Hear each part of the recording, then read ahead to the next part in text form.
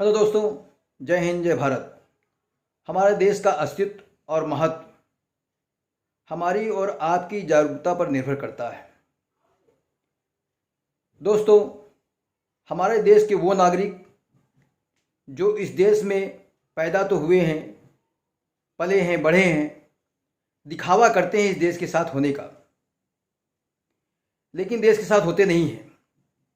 ये बहुत बड़ा वोट बैंक है और इस वोट बैंक के लिए देश की कई सारी पार्टियां देश की कीमत पर राजनीति करती हैं, आप सभी जानते हैं।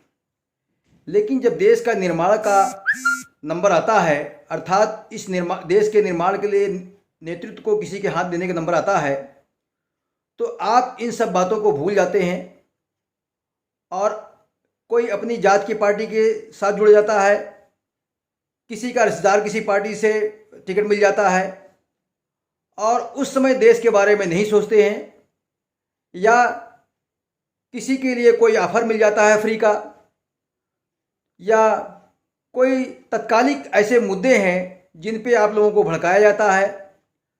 हर इन सब बातों में आपके दिमाग से देश निकल जाता है।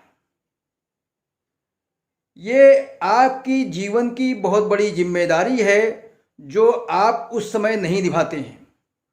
उसका खामियाजा सदियों तक भुगतना पड़ता है। आपकी गलती का आपके बच्चों और आपके बच्चों की कई पीढ़ियों तक को भुगतना पड़ेगा। यह बात आप समझने की कोशिश क्यों नहीं करते? दोस्तों, जो इस देश में पले हैं, बढ़े हैं, पैदा हुए हैं, इस देश के नागरिक भी हैं, लेकिन इस देश के साथ नहीं होते। ये एक बहुत बड़ा वोट बैंक है।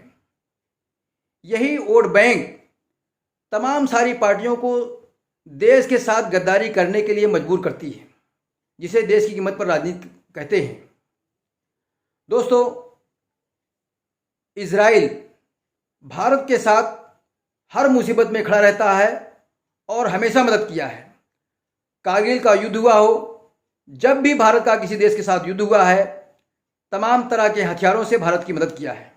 दोस्तों, अब आप समझिए कि इजराइल के ऊपर, या अब दूसरी बात कहता हूं, आपके घर पर कोई रॉकेट और बमों से हमला करे तो आप क्या करेंगे? उसके ऊपर हमला नहीं करेंगे।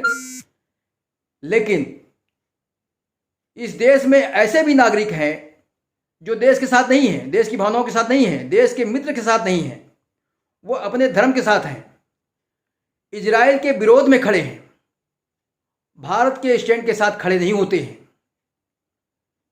आप इन सब बातों को अपने दिमाग में रखिए और अपने देश का अस्तित्व बचाइए।